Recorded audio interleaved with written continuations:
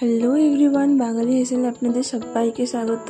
তো আজকে বাঙালি হেসেলের special menu হচ্ছে স্ট্রিট স্টাইল এগ চাউমিন।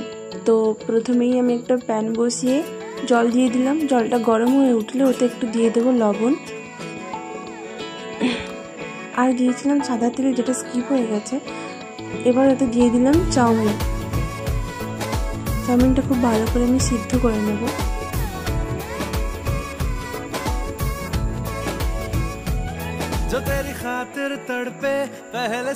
একটু দেখে নেবো সিদ্ধ হয়েছে কিনা। তো এখানে সিদ্ধ বাকি আছে, তো আমি আরো 5 মিনিট সিদ্ধ হতে দিয়ে দিলাম।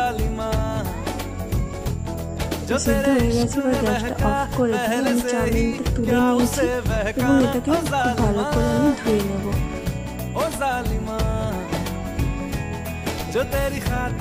আমার ডান। মিনওয়াইল আমি এখানে কেটে নিচ্ছি কিছু ভেজিস লাইক ক্যাবেজ,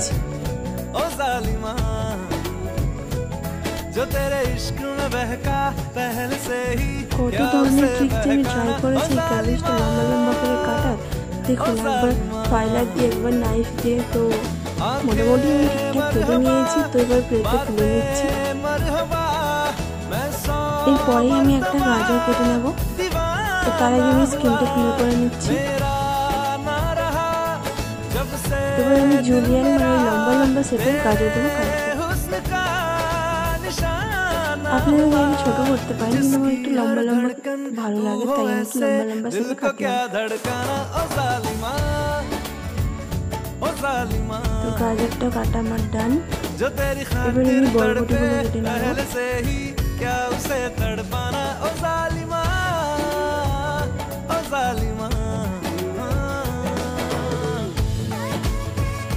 সমস্ত ভেজিস আমার কাটা হয়ে গেছে। তো এরপর আমি 3টে পেঁয়াজ নিয়ে কুচি কুচি করে কেটে নেব।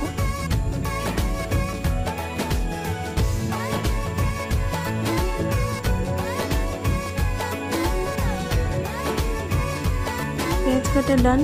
তো এবার আমি কিছু রসুন নিয়েছি, কাঁচা লঙ্কা নিয়ে কুচি কুচি করে কেটে নেব।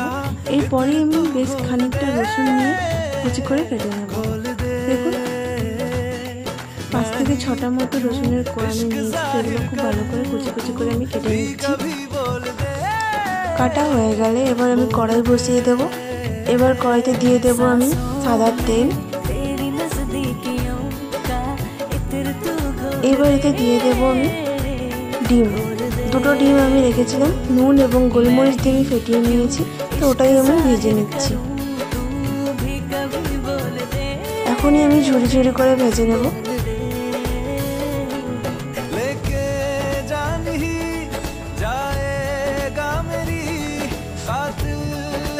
ডিম ভাজার ডান। তো এবার আমি তুলে নেব।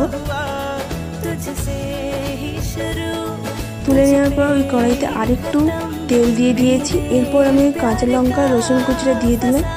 দিয়ে একটু জাস্ট নাড়িয়ে চাড়িয়ে, একদম কিন্তু ভাজা ভাজা করবো না, একটু নাড়িয়ে আমি দিয়ে দিলাম পেঁয়াজ কুচি। এটাকেও খুব ভালো করে আমি নাড়িয়ে নিচ্ছি।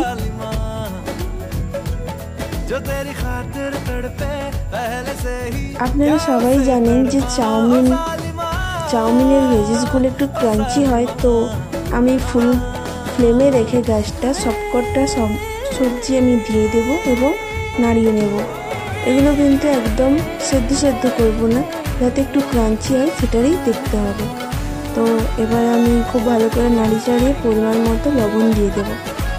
লবণ দেওয়া হয়ে গেলে এবার আবারও ভালো করে আমি নাড়িয়ে নেব।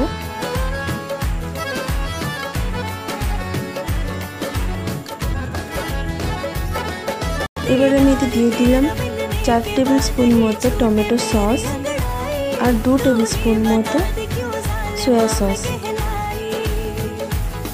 আপনারা চাইলে চিলি সস দিতে পারেন, কিন্তু আমার কাছে ছিল না, তাই আমি দিইনি।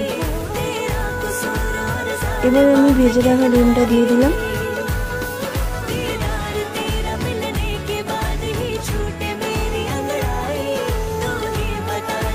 এরপরে আমি চাউমিনগুলো দিয়ে দিয়েছি। দেখুন কতটা ননস্টিকি হয়েছে চাউমিনগুলো। আর হ্যাঁ, অবশ্যই কিন্তু চাউমিনটা পুরোপুরি সিদ্ধ করবেন না। 80% সেদ্ধ হয়ে গেলে আপনারা নামিয়ে রেখে দেবেন। এরপরেই আমি দিয়ে দিলাম গোলমরিচের গুঁড়ো। তো এবারও খুব ভালো করে আমি মিশিয়ে নিয়েছি। বেশি সেদ্ধ করলে চাউমিন কিন্তু ঘেটে যাবে, তাই চেষ্টা করবেন একটু কম সেদ্ধ করার। দেখুন প্রায় হয়েই এসছে। এবার আমি প্লেটে তুলে নেব।